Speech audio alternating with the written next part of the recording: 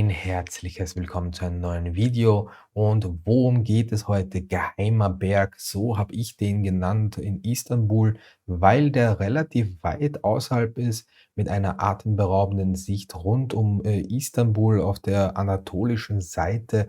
Offiziell heißt es anscheinend Gözdagi, wahrscheinlich falsch ausgesprochen, ist in dem Bezirk, also in dem Stadtteil Pendik. Und wie kommt man dorthin? Was gibt es dort zu sehen? Das gucken wir uns alles in dem Video an, natürlich mit einigen Eindrücken.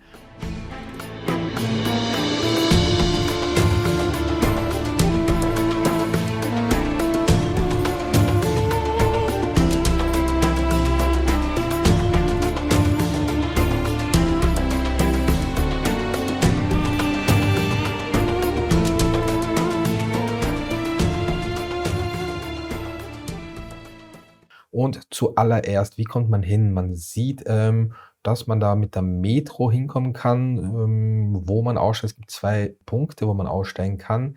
Beide haben ihre Vor- und Nachteile. Wo sind wir entlang gefahren? Wir sind in der Station Fevzi Çakmak-Hastane ausgestiegen und dann halt, bergauf.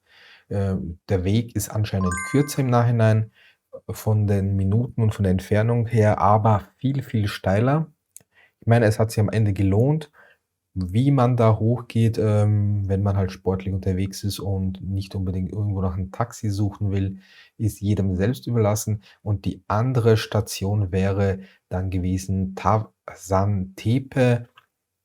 Und von dort ist es, nicht ganz so steil, aber es zieht sich sehr in die Länge halt der Weg dorthin. Wie man da hochgehen will, muss man halt selbst entscheiden. Im Nachhinein ist man immer schlauer. Wir hätten da jetzt, doch eher 'n Taxi genommen und was ich, gesehen habe, ist halt quasi am Abend, wenn man da runtergeht, ist doch 'n einheimischer Stadtteil. Dementsprechend, ja, Armut will ich nicht sagen, aber es ist jetzt nicht so die wohlhabende Gegend wie da am Bosporus, am Meer quasi, wo die Leute doch 'n Ticken wohlhabender sind. Man sieht dann schon am Abend, dass da schon, ja, so 'n bisschen Favela-Style die Leute dort leben. Dementsprechend, wenn man, da irgendwie 'n Taxi sieht, nehmt es, tut nicht weh, die paar Euro. Der bringt euch auch bis hoch auf den Berg. Dort gibt es dann so 'n Parkplatz. Für den muss man dann bezahlen, kostet aber jetzt auch nicht die Welt im Prinzip. Aber natürlich, wir wollten so 'n bisschen, sportlich uns betätigen und da hochgehen, hat uns am Ende nicht geschadet, aber dementsprechend, wie gesagt, der erste Weg von der Station Fevzi Çakmak-Hastane ist kürzer, aber viel, viel steiler und der andere ist 'n Ticken länger, jetzt nicht viel, aber sehr, sehr, weniger steil. Der Berg ist umzäunt. Es gibt eigentlich nur einen Eingang und Ausgang vorne da bei dem Posten, wo da, so 'n Schranken ist. Da kann man vorbeigehen, wenn man zu Fuß ist. Wenn man mit dem Auto ist, muss man halt so 'n Parkticket ziehen und dann fährt man rundherum, hoch den Berg entlang. Es gibt da Spielplätze, Parks, man kann dort auch, irgendwie picknicken. Also sehr, sehr schöne Anlage und oben angekommen gibt es dann noch Toiletten, alles ist da. Natürlich, schon 'n bisschen oldschool-mäßig. Ansonsten, es gibt ein Restaurant, also ein feineres Restaurant, was dort drinnen ist. Da sind wir nicht gegangen, weil wir eigentlich vorher schon was gegessen hatten und eigentlich in dem Moment noch keinen großen Hunger hatten. Dann haben wir gedacht, wir gehen eigentlich nur 'n bisschen gucken und gehen doch 'n bisschen zeitiger nach Hause. Dann war's aber so schön da oben, dass wir doch, etwas länger verweilt, sind. Und da gibt es dann auch 'nen Imbiss. Irgendwo hängt das ganze Gebäude mit zusammen. Also, ganz links, wenn man dort geht, ist so 'n paar Fenster. Da gibt's 'ne Kasse, wo man dann halt bestellt und bekommt man die Rechnung, bezahlt auch gleich. Kartenzahlung ist auch möglich und die Preise sind extrem günstig. Also, 'n Hamburger mit Pommes und Getränk, ich glaube, das waren 2,50 € um den Dreh. Also, sollen's 3 € gewesen sein. Fritten kosten nicht mal 1 €. 'N Kaffee irgendwie um die 60 Cent und 'n Tee kostet, glaube ich, 30 Cent.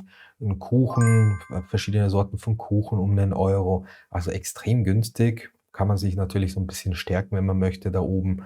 Wir haben dann doch, so 'n Burgermenü genommen.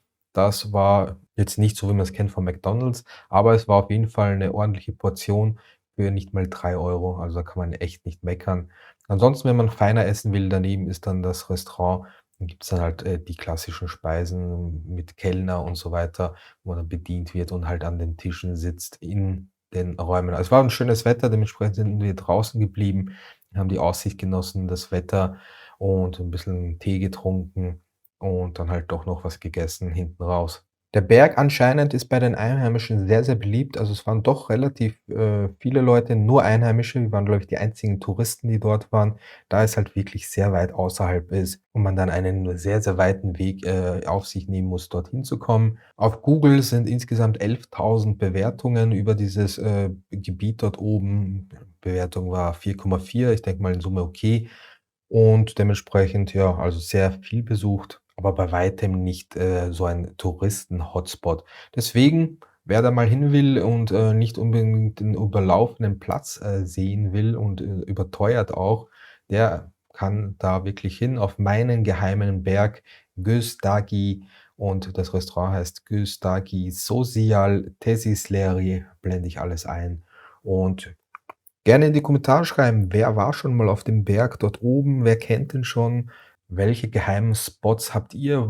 Es sind nämlich viele Berge rundherum um Istanbul, wo man sicherlich auch einen schönen Ausblick hat. Schreibt es gerne in die Kommentare. In diesem Sinne, danke fürs Zusehen und dann bis zum nächsten Mal.